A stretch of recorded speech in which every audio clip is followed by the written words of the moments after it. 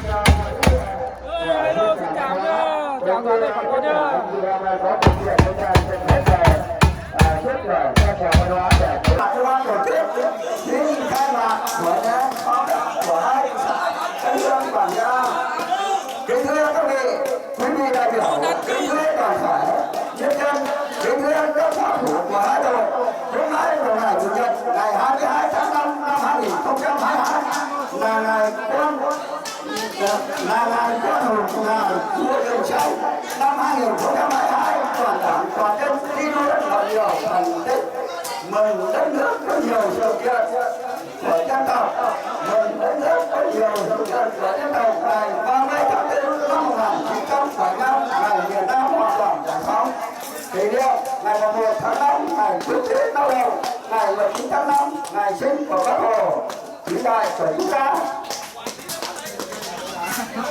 Mừng thế vận hội SEA Games 31, Việt Nam được nâng cao được sự quan tâm của các cấp lãnh đạo ban ngành đoàn thể trong nước. Kính thưa quý vị đại biểu, kính thưa toàn thể nhân dân, hôm nay ngày 22 tháng 5 năm 2022, hai đội tổ chức buổi giao lưu thao thức của trường của ông ta.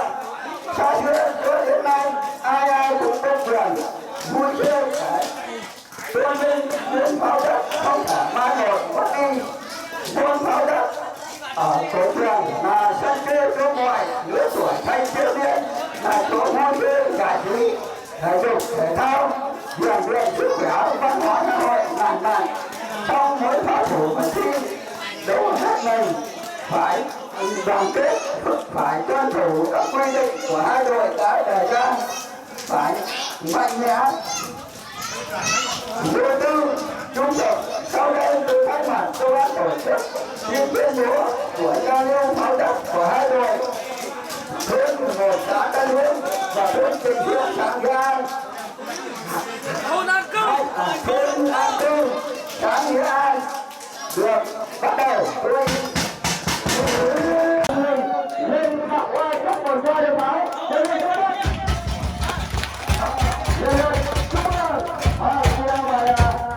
Đồng chí Văn Phương, đại diện cho đội tuyển 6 thôn An Cư xã An lên điện hòa chúc mừng đồng chí các bạn qua đến chào đón đại diện đội 6 và đội tuyển số 1 và rất tài đạo và đội tuyển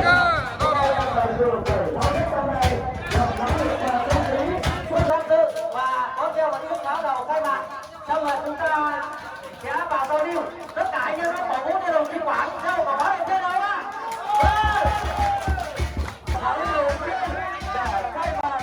Thi đấu sau buổi chiều thắng đầu tiên để khai mạc trận thi đấu sau buổi chiều này.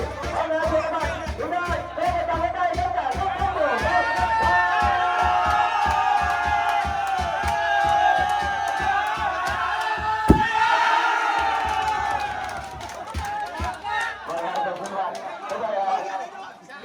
Cảm ơn đồng chí Vũ Văn Khải đã gieo quả bóng khai mạc.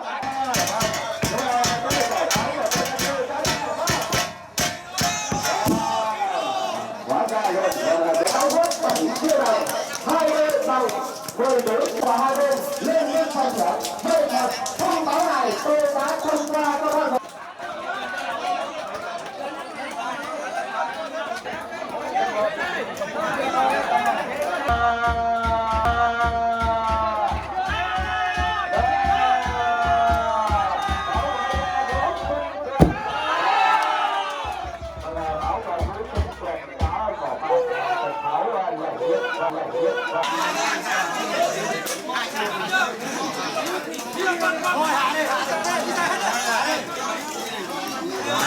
Và thời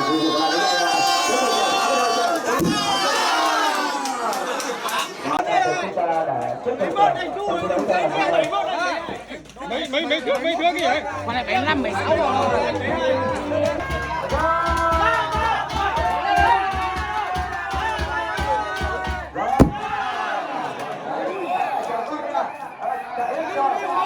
tất cả các cầu thủ trong thời gian này sẽ có đầy đầu cầu cổ vũ cho hai đội máu cũng như cơ sở máu và môn đan sư.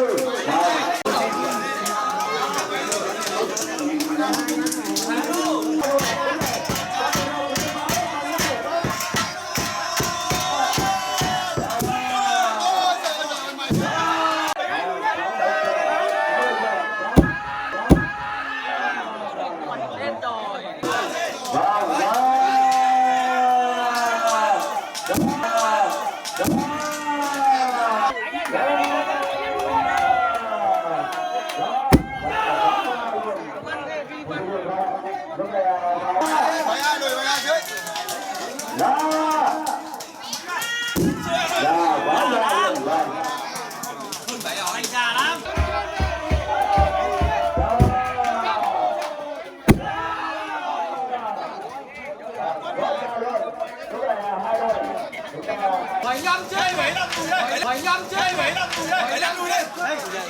75 tùy đây. 75 tùy đây.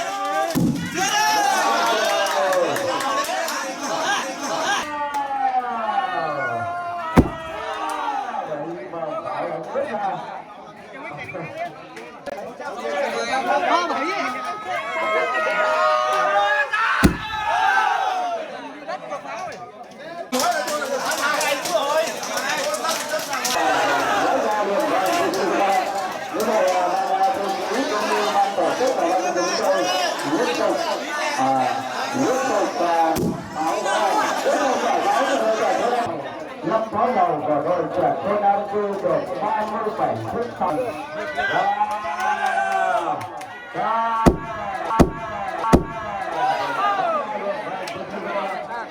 Cái bẫy luôn. Bẫy luôn đánh tiếp một trận nữa.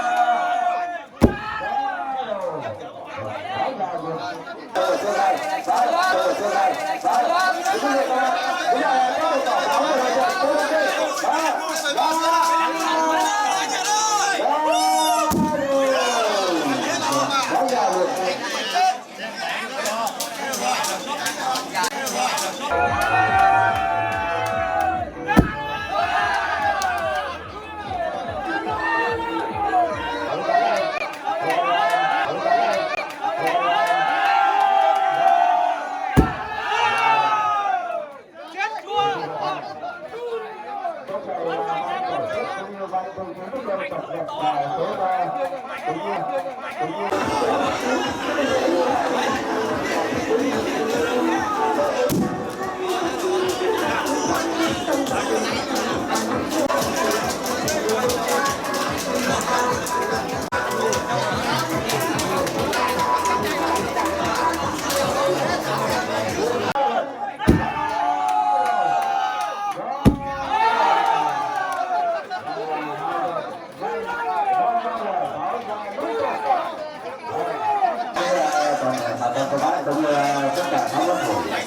เราสมัครมาจังหวัดเ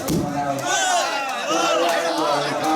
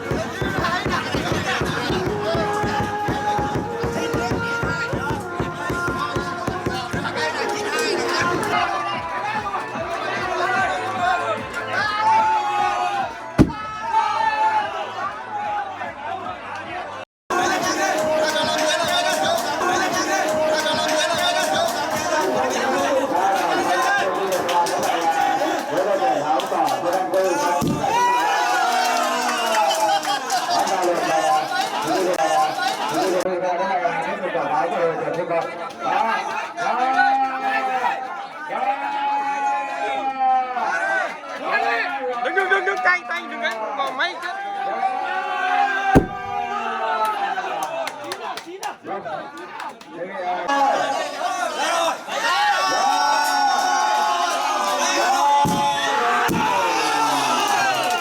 đây là hai quả báo của hai đội tuyển chúng ta.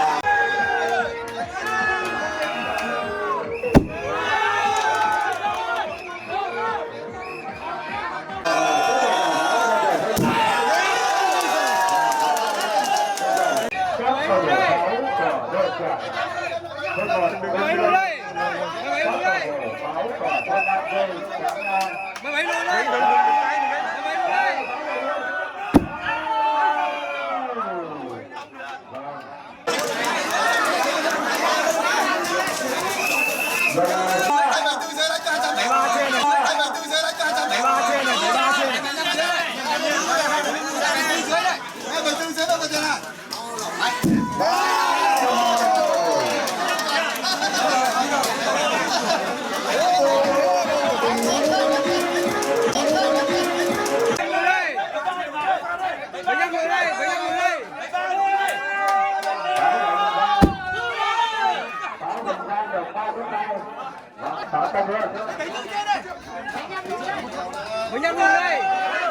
bảo vệ Vũ Xuân Quyền. Bảo vệ Vũ Xuân Quyền.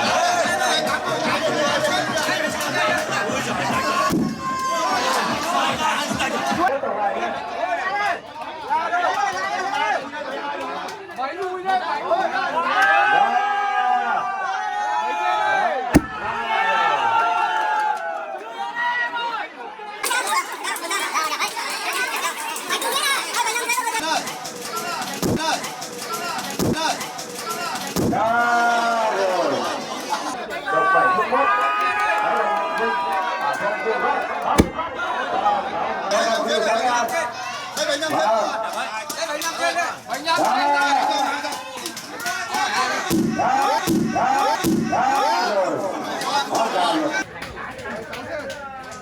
Bảy sáu dưới thôi. Thì anh bây giờ tay rồi.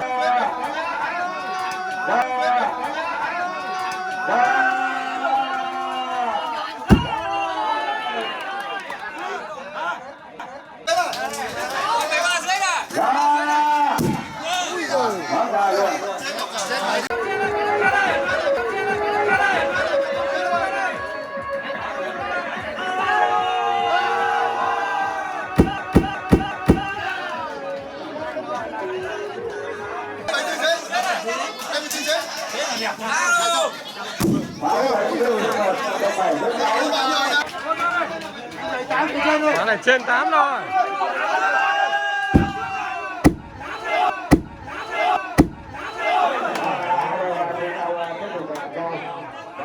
Bài 5 rưỡi nhận hết.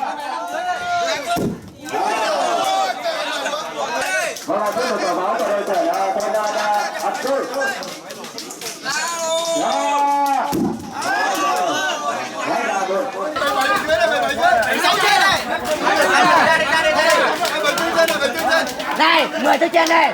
10 trên luôn.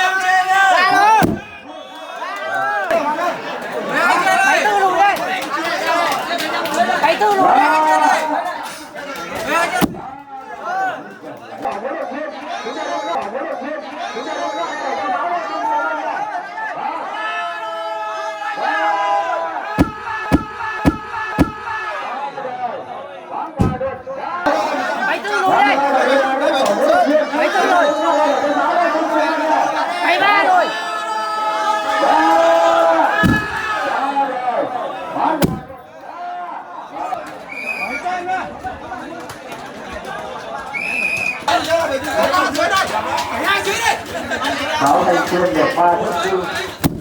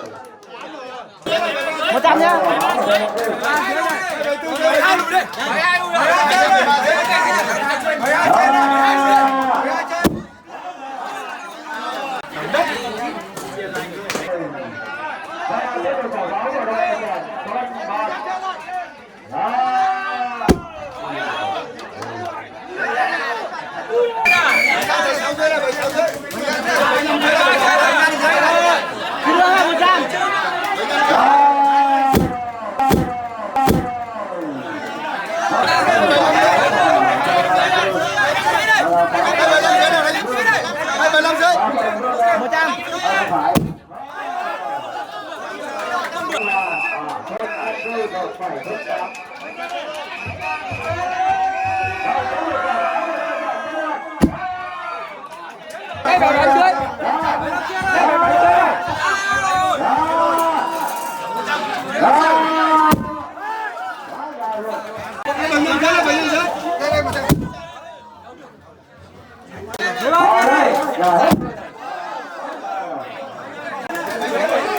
Sáu rồi. 15 chưa?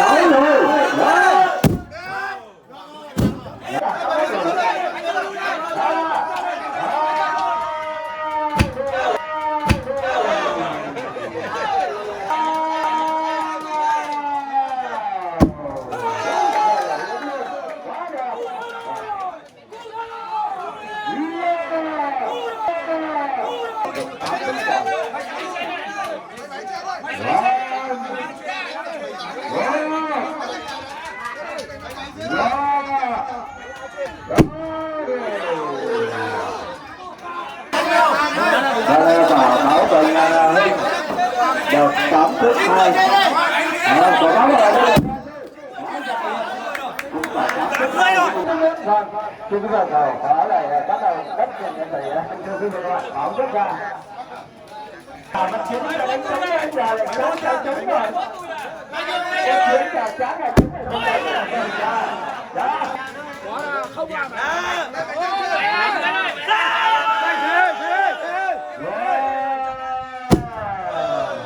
Đúng rồi đây, tiếp tục quả bóng của đội trưởng số 1.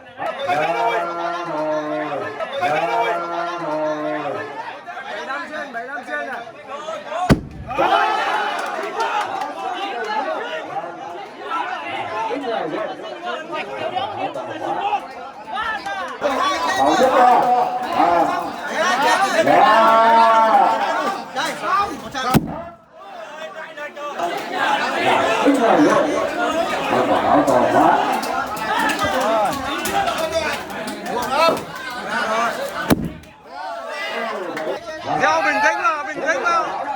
Bình tĩnh vào, bình tĩnh vào.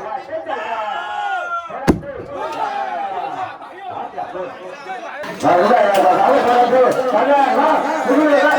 Đó rồi.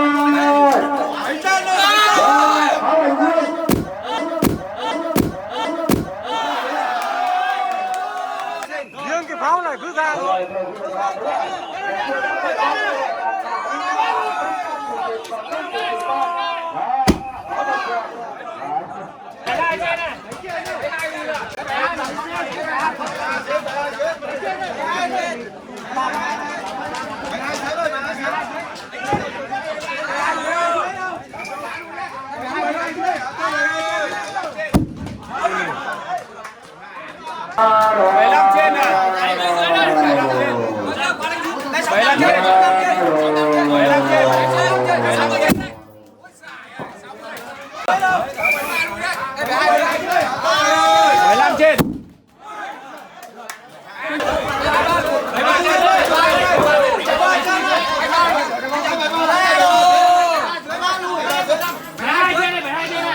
15 trên 75 trên.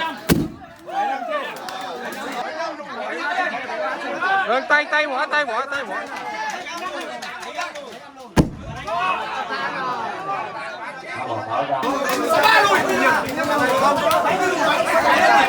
Ba lùi đi.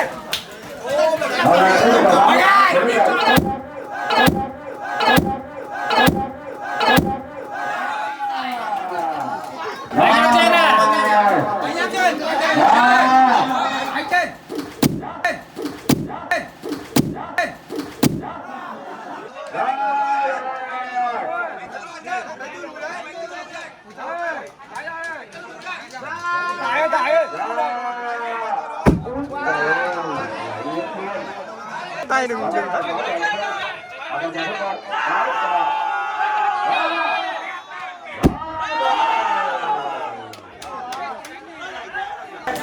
Tiếp tục báo cáo của nhân dân.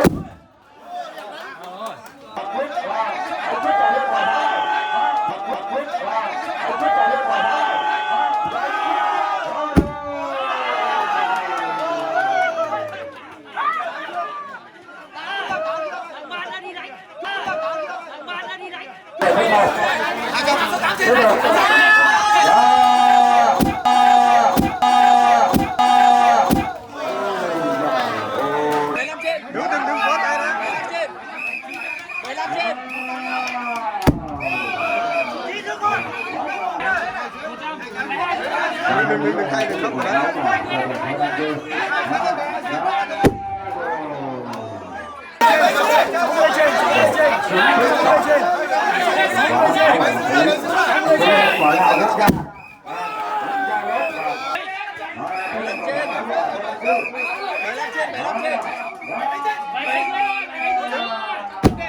Ôi cái tay mà xèo nhẹ hết. Sáu lọc về dưới.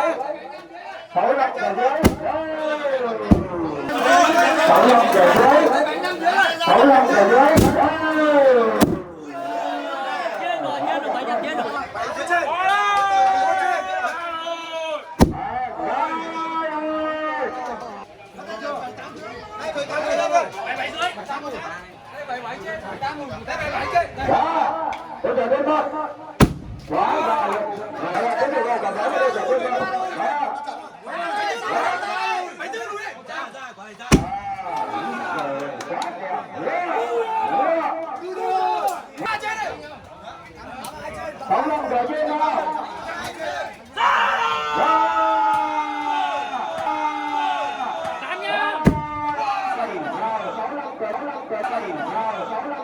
Chúng ta có một người cố gắng lên một chút là Đây bảy lùi đây.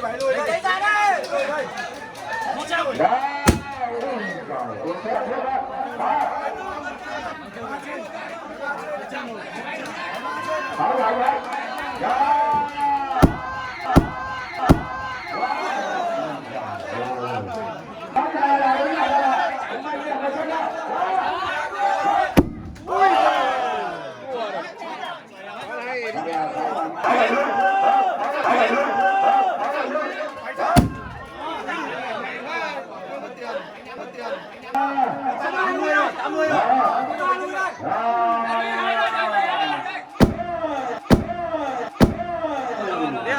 Đẹp lắm.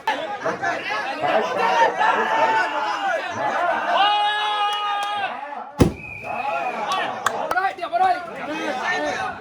Ôi quá này đẹp lắm không ạ?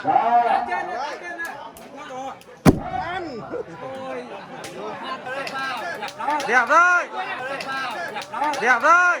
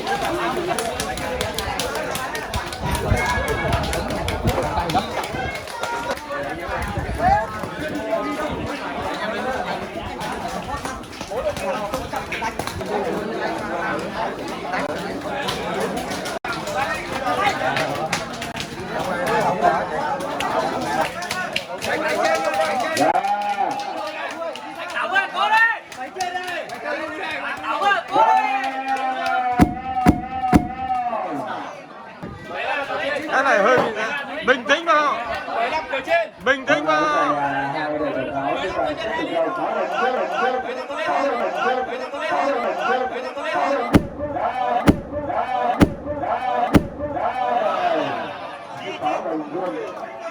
Vài người nhà đang chơi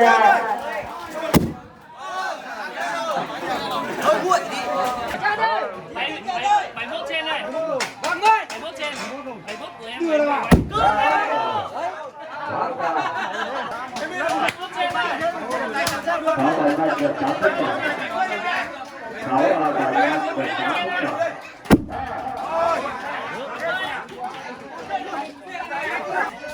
Nguyên giải như nào đây? 15 trên này.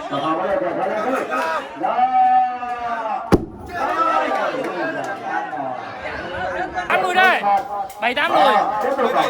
7-8 lùi đây. 7 lùi. Bảo vệ Văn nào. Bảo vệ Văn. 70 lùi. 70 lùi.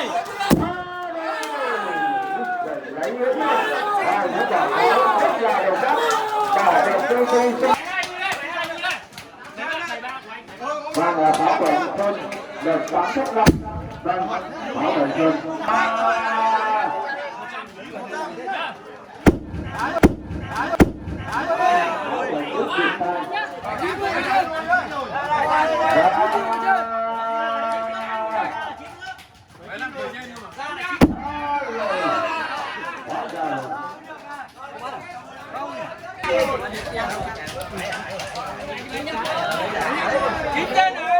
Đưa ra vào. Đưa ra vào. Đưa vào cho.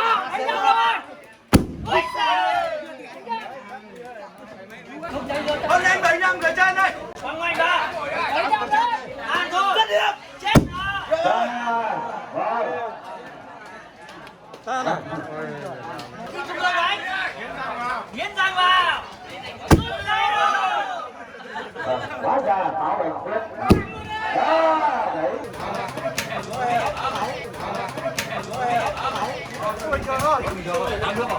Phải 8 thước rồi. Ôi trời.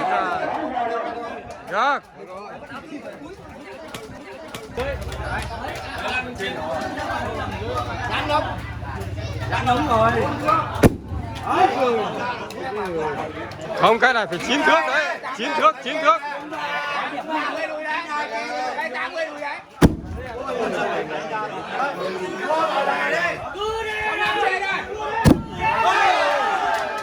Đẹp, đẹp, đẹp, đẹp.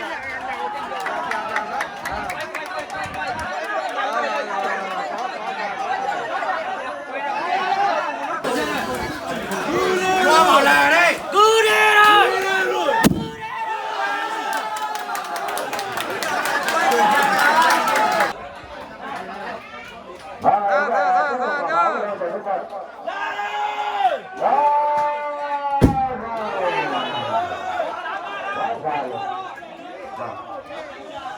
Áo không sao nguội đấy.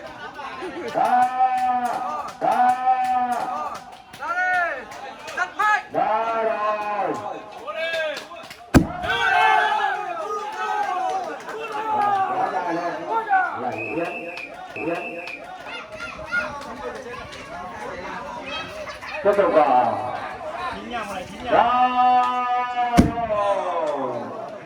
Quá dài rồi.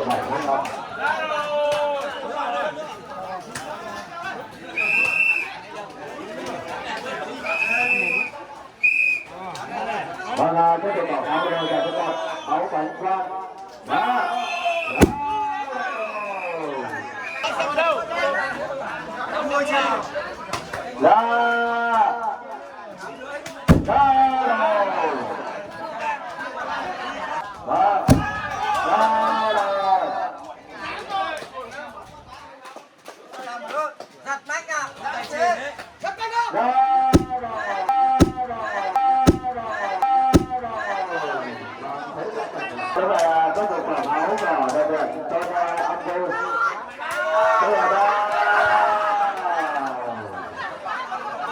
Lăng quá, lăng quá.